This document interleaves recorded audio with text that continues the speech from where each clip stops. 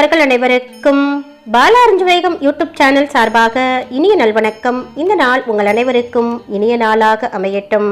2024ஆம் ஆண்டுக்கான கிருஷ்ண ஜெயந்தி ஆகஸ்ட் 26ஆம் தேதி தொடங்கி ஆகஸ்ட் 27ஆம் தேதியோடு முடிவடைகிறது.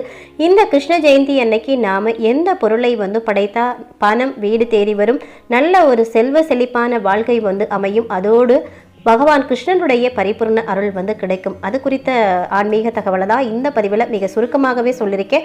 அதனால் பதிவை முழுமையாக பார்த்துடுங்க. வாங்க பதிவுக்குள்ளே போயிடலாம். அதுக்கு முன்னாடி இதுவரைக்கும் நீங்கள் பாலா அறிஞ்சுவேகம் யூடியூப் சேனல் சப்ஸ்கிரைப் பண்ணாமல் இருக்கீங்கன்னா சப்ஸ்கிரைப் பண்ணி வச்சுக்கிறீங்க. அப்படியே மறக்காமல் பக்கத்தில் இருக்கிற பெல் பட்டனையும் கொடுத்து வச்சுக்கிறீங்க. அப்போ தான் நான் போடக்கூடிய ஆன்மீக தகவலோட இங்கே வீடியோக்களோட நோட்டிஃபிகேஷன் உங்களுக்கு உடனுக்குடன் வந்துக்கிட்டே இருக்கும். இந்த கிருஷ்ண ஜெயந்தி நாளில் நாம் வழிபாடு செய்தால் குழந்தை பாக்கியம் உள்பட பல நன்மைகள் கிடைக்கும் அப்படின்றது ஐதீகம். கவலைகள் நீங்கவும் நினைத்தது நிறைவேறவும் கிருஷ்ண பகவானுடைய அருள் பரிபூர்ணமாக கிடைக்கவும் அந்த நாளில் கிருஷ்ணருக்கு படைக்க வேண்டிய ஒரு சில பொருட்கள் குறித்து இங்கே நாம தெரிஞ்சுக்கலாம். முதலாவதா பார்த்தீங்கன்னா கிருஷ்ணருக்கு பூக்கள். கிருஷ்ணருடைய பொற்பாதங்களுக்கு மலர்களை நாம கொடுக்கிறது அப்படின்றது நமக்கு அவருடைய ஆசையை பெற்றுத்தரும். அதை வெறுமனே நாம சமர்ப்பிக்காங்க 3 அல்லது 3ஓட மடங்கு, அதாவது 3 மலர்கள் இல்லைன்னா 6 மலர்கள் 9 மலர்கள் அப்படின்ற எண்ணிக்கையில் அர்ப்பணம் செய்யணும். பூக்களுடைய காம்புகள் கிருஷ்ண பகவானை நோக்கும்படி நாம வைக்கணும். என்னென்ன பூக்கள் வைக்கலாம் அப்படின்னு பார்த்தீங்கன்னா தாழம்பூ வைக்கலாம், மல்லிகைப்பூ, சம்பா, சாய்வாலா, ஆம்பர் போன்ற நறுமணமுடைய பூக்களை நாம பயன்படுத்தலாம். இந்த பூக்கள் கிடைக்காத பட்சத்தில் இந்த நறுமணம் அடங்கிய ஊதுபத்திகள் இருக்கும் இல்லையா, அந்த ஊதுபத்திகள் அகர்பத்திகளையும் நாம வைக்கலாம். அடுத்ததா கிருஷ்ண பகவானுக்கு ரொம்ப பிடிச்சமான இன்னொரு பொருள் என்னன்னு பார்த்தீங்கன்னா மயிலிறகு. முக்கியமான அடையாளமே பார்த்தீங்கன்னா மயிலிறகு தான். இது அவர் தன்னுடைய கிரீடத்துல வச்சிருப்பாரு. பொதுவா மயிலிறகு அப்படின்றது தெய்வீகம் நிறைந்த ஒரு பொருளா சொல்லப்படுது. இந்த மயிலிறகு நம்ம வீட்டுல வைக்கிறதுனால நேர்மறையான ஆற்றல் நம்ம வீட்டுல ஈர்த்து கொடுக்கும் அப்படின்னு சொல்லப்படுது. கிருஷ்ண பகவானுக்கு விருப்பமான இந்த மயிலிறக இன்றைய தினம் நாம பூஜை அறையில வைத்து வழிபாடு செய்தா கிருஷ்ண பகவானுடைய பரிபூர்ண அருள் நமக்கு கிடைக்கும்.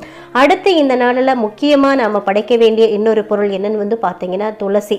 பகவத்கீதையில் எதை படைத்தால் தான் திருப்தியாவேன் அப்படின்றத கிருஷ்ணரே வெளிப்படுத்திருக்கிறாரு. அந்த பொருட்களை அன்றைய தினம் பூஜையில வைக்கிறவங்களுக்கு கிருஷ்ணருடைய அருள் பரிபூரணமாக கிடைக்கும். துளசி இலை வைக்கணும், ஒரு புஷ்பம், ஒரு உத்தரணி தீர்த்தம். இது 3மே கிருஷ்ணருக்கு ரொம்ப பிடிச்சமான ஒண்ணு. மனம் நிறைந்த பக்தியோடு இந்த 3ஐயும் நாம படைக்கிறப்போ கிருஷ்ணர் அதை ஏத்துப்பாரு அப்படின்றது நம்பிக்கையா சொல்லப்படுது. அதுவும் துளசியை அர்ப்பணம் செய்வதால் உங்களுடைய பொருளாதார பிரச்சனைகள் நீங்கி செல்வம் செழிக்கும் அப்படின்னு சொல்லப்படுது. அடுத்ததா இந்த நாளில் கிருஷ்ண பகவானுக்கு பால் சார்ந்த பொருட்கள் வைப்பது மிகவுமே சிறப்பு. குறிப்பிட்டு நாம வெண்ணெய் மட்டுமாவது வைத்து கிருஷ்ண பகவானுக்கு படைத்து வழிபாடு செய்யணும். அடுத்து கிருஷ்ண பகவானுக்கு மிகவும் முக்கியமான ஒரு பொருள் வைக்க வேண்டிய பொருள் பார்த்தீங்கன்னா அவல். பகவான் கிருஷ்ணருக்கு மிகவும் பிடித்த பொருள்கள்ல ஒண்ணுதான் அவல். வீட்டில் உள்ள பழைய அவலை பயன்படுத்தாம கடையில குறைந்தபட்சம் ஒரு 10 ரூபாய் கொடுத்தாவது அவல் வாங்கி நீங்க படைத்தாலும் போதும். அவல் பாயசம் செய்து கண்ணனுக்கு படைத்து வீட்டுக்கு அருகில் இருக்கக்கூடிய குழந்தைகளுக்கு கொடுத்தாலும் இன்னும் புண்ணியம் உங்களுக்கு கிடைக்கும். அடுத்ததா இந்த நாளில் நாம செய்ய வேண்டிய முக்கியமான ஒரு விஷயம் பார்த்தீங்கன்னா அன்னதானம். கிருஷ்ண ஜெயந்தியில வீட்டுல வழிபாடை முடிச்சதுக்கு அப்புறமா உணவில்லாம சிரமப்படக்கூடிய ஒரு சிலருக்காவது நாம அன்னதானம் செய்தா நமக்கு புண்ணியம் கிடைக்கும். பக்தியும் இரக்கமும் கிருஷ்ணரை கவரும் முக்கிய குணங்கள். அதனால இந்த நாளில் உங்களால முடிஞ்ச அளவுக்கு ஏழை எளிய மக்களுக்கு உங்களால முடிஞ்ச பொருட்களை தானமா கொடுங்க. நிச்சயமா அந்த கிருஷ்ண பகவானுடைய பரிபூர்ண அருள் உங்களுக்கு கிடைத்து உங்களுடைய வருமானமும் பெருகும், உங்களுடைய வாழ்க்கை தரமும் உயரும்.